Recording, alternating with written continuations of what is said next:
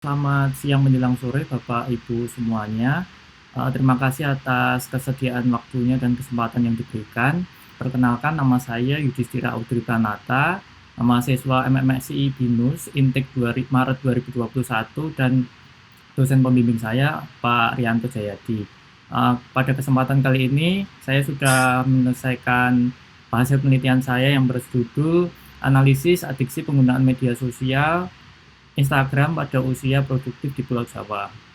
Nah, untuk latar belakangnya, Pak Yudhistira, ya. tolong tampilannya di slideshow ya.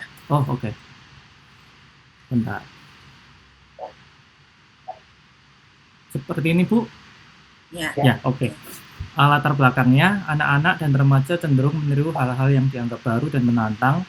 Media sosial dapat menyebabkan masalah mental dan perilaku sosial, depresi, cyberbullying, gangguan tidur, dan bahkan bunuh diri. Kemudian, adiksi media sosial pada seseorang itu terkait dengan pelekatan pada sosial media sosial atau social media engagement. Kemudian yang membuat media sosial saat ini berbeda dari alat komunikasi tradisional sebelumnya adalah sifat interaktif globalnya yang memungkinkan pengguna dari mana saja untuk ikut berpartisipasi di dalamnya. Media sosial dianggap sebagai platform penting di era digital saat ini dan merupakan bagian penting dari budaya internet. Tingginya angka pengguna media sosial dalam melakukan aktivitas interaksi sosial merupakan suatu kebiasaan baru yang dapat menyebabkan adiksi. Nah, informasi yang berlebihan dapat mengganggu waktu kerja dan waktu dengan keluarga. Instagram merupakan media sosial populer yang sebagian besar didasarkan pada konsep visual. Hal ini dianggap sebagai bagian utama dari kasus penggunaan smartphone yang berlebihan karena kebutuhan penggunanya yang sering memeriksa notifikasi.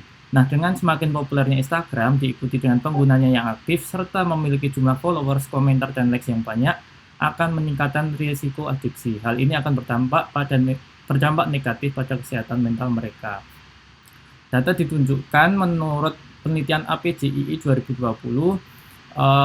Pulau Jawa, provinsinya Jabar, Jateng, Jatim, Banten, DKI Jakarta, dan Yogyakarta paling tinggi adalah penggunanya adalah Jawa Barat.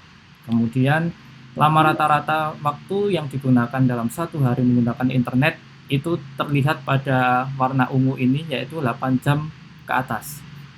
Kemudian Hootsuite penelitiannya pada Februari 2022 menunjukkan total populasi di Indonesia yaitu 277,7 juta dan pengguna internet sebesar 204,7 atau 73,7 dari populasi. Kemudian yang aktif menggunakan media sosial sebesar 191,4 juta. Nah, pertumbuhan dalam year on year menurut Hootsuite bertambah, total populasinya bertambah 1% atau 2,8 juta. Pengguna internet bertambah 1% juga, bertambah 2,1 juta, dan pengguna aktif media sosial bertambah 12,6% atau 21 juta pengguna. Nah, populasi by age, di sini saya menggunakan usia produktif, yaitu populasi 13-64 tahun sebesar 71,1% dari populasi. Nah, penggunaan media sosial atau penggunaan internet di Indonesia itu rata-rata 8 jam 36 menit dan penggunaan media sosial sebesar selama 3 jam 17 menit. Nah, hal itu dibuktikan dengan peringkat pertama yaitu WhatsApp dan kemudian peringkat kedua yaitu Instagram. Kemudian di sini penggunaan rata-rata selama 1 bulan, WhatsApp 31,4 dan Instagram pada nomor 4 yaitu 16 jam per bulan. Nah, data uraian dan penelitian yang sudah dipaparkan di atas membuktikan bahwa media sosial telah menjadi bagian penting dari kehidupan kita saat ini. Mayoritas orang sudah mulai merasa rendah diri sehingga mereka membutuhkan pengakuan sosial untuk merasa baik tentang diri mereka sendiri. Modal sosial menjadi sangat penting di dunia saat ini. Orang menilai atau menghargai diri mereka sendiri dengan jumlah followers, like, dan komentar yang mereka dapatkan. Intinya, kita terobsesi untuk diterima dan media sosial membantu kita. Nah, dari pemaparan di atas, alasan penelitian ini dilakukan adalah Pulau Jawa, kemudian usia produktif dan lain sebagainya. Dari data-data di atas menunjukkan bahwa masyarakat Indonesia sudah mengalami adiksi internet atau adiksi media sosial. Nah, untuk rumusan masalah dan tujuan masalah dapat tergambarkan di slide ini, yaitu Untuk mengetahui faktor information quality, system quality, perceived ease of use, performance efficiency, habit, apakah memengaruhi pengguna untuk menggunakan media sosial. Yang kedua, kemudian mengetahui menggunakan media sosial Instagram menyebabkan pengguna menjadi neurotisme atau merasakan cemas, rendah diri, FOMO, dan lain sebagainya. Kemudian yang ketiga, mengetahui lifestyle memengaruhi information quality dan seterusnya dalam menggunakan media sosial Instagram. Untuk manfaatnya, dapat memberikan masukan kepada pihak-pihak terkait untuk melakukan penelitian atau pengembangan terhadap topik yang sama, dapat memberikan masukan terhadap developer Instagram terkait sebab dan akibat adiksi, kemudian memberikan ilmu pengetahuan, memberikan informasi penting terkait adiksi media sosial, dapat mengetahui apa saja faktor yang mempengaruhi, serta hasil penelitian ini diharapkan dapat memberikan kontribusi terhadap perkembangan teori dan ilmu pengetahuan di dunia akademis. Batasan masalah yaitu penelitian ini hanya di Pulau Jawa, kemudian pengumpulan data kualitatif terhadap 42 responden dan kuantitatif terhadap 400 responden yang berada di Pulau Jawa. Kemudian responden yang dipilih adalah usia produktif, kemudian Big Five personality traits yang digunakan adalah neurotisme. Kemudian untuk bab 2-nya landasan teori ada adiksi media sosial, Instagram, usia produktif, Big Five personality, Dallon and McLean, TAM, UTAUT 2, lifestyle, dan SAM. Nah, untuk penelitian sebelumnya atau penelitian terdahulu, saya mencoba mengambil 16 penelitian terdahulu yang menggambarkan bahwa hasil penelitian saya ini sesuai dengan penelitian yang sudah dilakukan oleh peneliti terdahulu.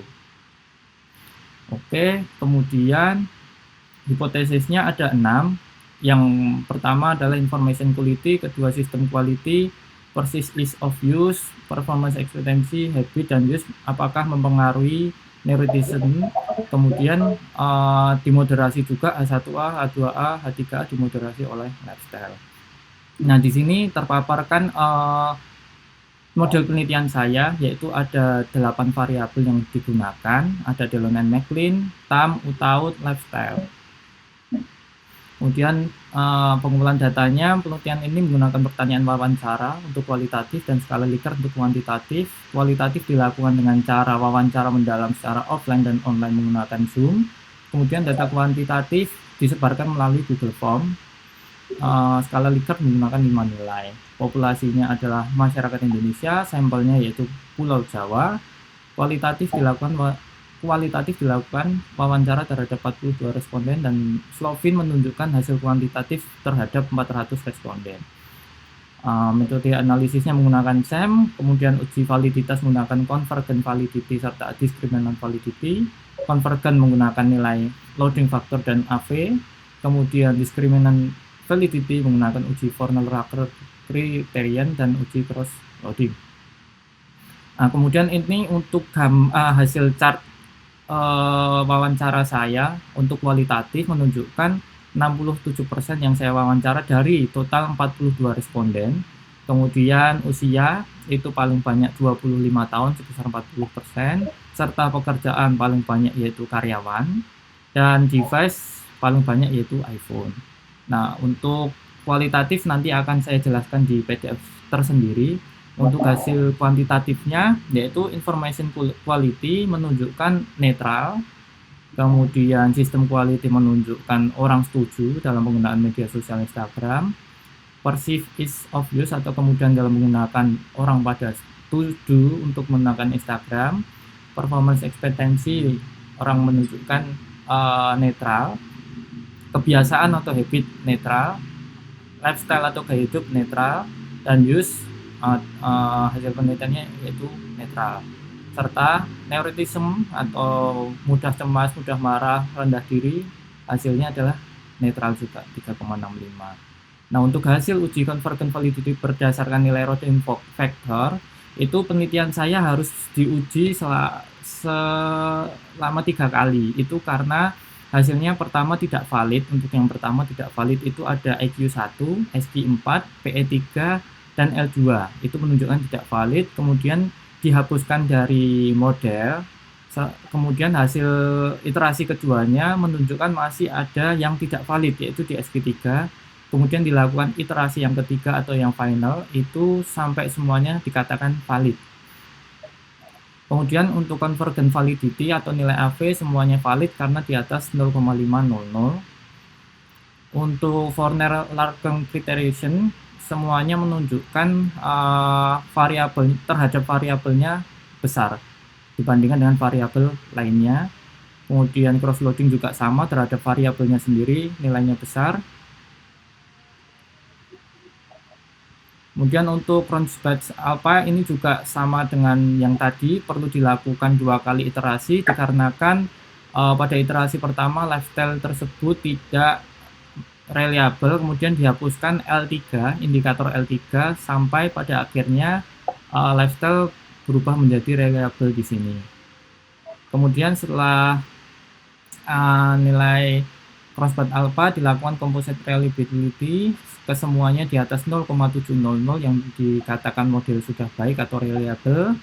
Kemudian coefficient of determination ini menunjukkan 65,1% menjelaskan use, sisanya dijelaskan oleh penelitian yang lain atau variabel yang lain. Kemudian neuroticism hanya 11,2% menjelaskan neuroticism dan sisanya di penelitian atau variabel yang lainnya.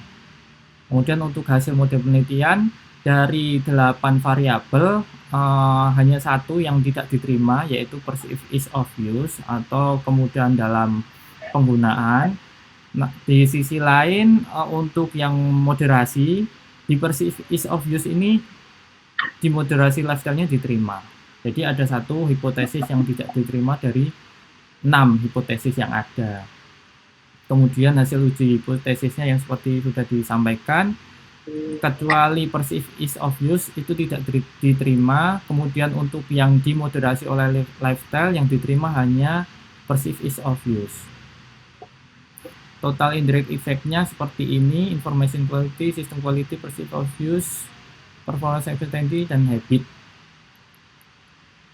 Theoretical implication-nya, information quality berpengaruh dengan besar, pengaruh 0,101, didukung dengan hasil wawancara kualitatif yang sudah saya lakukan. Itu informasi atau konten yang ada di Instagram akurat, lengkap, relevansi, dan tepat waktu, sehingga membuat penggunanya menjadi terus-menerus menggunakan. Namun belum ada pengujian yang dilakukan dengan moderasi lifestyle, sehingga di sini saya belum ada penelitian yang terdahulu untuk moderasi lifestyle-nya. Sistem quality juga sama seperti hasil kualitatif yang saya dapatkan. Instagram mempunyai fleksibilitas, sistem yang andal, kecepatan akses, dan mudah digunakan. Untuk penelitian yang perceived ease of use, bagian saya tidak diterima atau tidak berpengaruh. Mungkin karena sejauh mana seseorang percaya bahwa menggunakan sistem informasi akan terbebas dari usaha itu tidak terdapat di Instagram. Performance expectancy juga diterima dengan nilai 0,183, habit diterima. Kemudian neuroticism memiliki peran penting terhadap variabel use, dia dapatkan hasil 0,335 terhadap neuroticism. Hal ini juga didukung oleh wawancara singkat yang telah dilakukan dan diperoleh kesimpulan bahwa dampak dari penggunaan media sosial Instagram adalah munculnya sikap individualisme, hedonisme, lupa waktu, lupa tanggung jawab, insecure atas pencapaian orang lain, mental jadi tidak sehat, toxic, fear of missing out, ketergantungan terhadap likes, iri hati, dan membandingkan diri sendiri dengan orang lain. Untuk praktikalnya, mungkin seluruh tim Instagram di bagian information quality dapat memberikan kualitas informasi kepada penggunanya dengan menyajikan informasi yang akurat. Sistem quality, fleksibilitas, keandalan sistem, kecepatan akses, dan mudah digunakan perlu dilakukan oleh tim Instagram. Juga seluruh tim Instagram perlu memikirkan cara menyajikan tampilan serta fungsi Instagram, performance expectancy juga, dan hasil yang didapatkan faktor terbesar yang membuat seseorang menggunakan media sosial Instagram adalah habit atau kebiasaan. Nah, untuk kesimpulan dan sarannya, dari 3 rumusan masalah tadi semuanya terjawab bahwa dari 6 hipotesis hanya satu yang tidak diterima, yaitu perceived ease of use. Kemudian yang dimoderasi oleh lifestyle yang diterima adalah perceived ease of use. Kemudian faktor use memengaruhi atau berpengaruh terhadap neuroticism. Kemudian membuktikan bahwa masyarakat produktif yang berada di Pulau Jawa sudah tradisi Dan faktor use pada penelitian ini sangat memengaruhi faktor neuroticism karena masyarakat di Pulau Jawa sering hilang fokus, lupa akan tanggung jawab, muncul sikap hedonisme, lupa waktu, insecure, dan lain sebagainya. Untuk rekomendasi, perlu dilakukan pemeliharaan dan pengembangan lebih lanjut, khususnya perceived ease of use sehingga dapat meningkatkan use dan juga neuroticism. Untuk penelitian selanjutnya mungkin bisa dilibatkan juga TikTok, YouTube, Facebook, WhatsApp, dan media sosial lainnya. Kemudian perlu menambahkan variabel-variabel yang lain karena dalam penelitian ini masih terdapat 34,9% variabel penyusun use dan 88% variabel penyusun neuroticism yang berada di luar pembahasan penelitian. Bagi pemerintah maupun perusahaan yang bergerak dalam media sosial tentunya perlu mendatangkan profit dengan cara banyaknya pengguna yang mengunduh dan menggunakan sehari-hari. Namun perlu dipikirkan juga solusi atas dampak pemakaian yang dialami penggunanya karena berujung merusak sesuatu yang sudah baik hingga mental yang menjadi rusak serta penggunanya terus-menerus tidak dapat meninggalkan media sosial. Bu Astri, saya masih punya waktu berapa menit? Sudah habis sebetulnya. Oke, yaudah Bu, nanti yang kualitatif sambil berjalan saja. Begitu Bapak Ibu, terima kasih atas presentasi terima kasih untuk kesempatan presentasi saya kali ini. Mohon maaf apabila ada yang kurang atau terburu-buru. Terima kasih.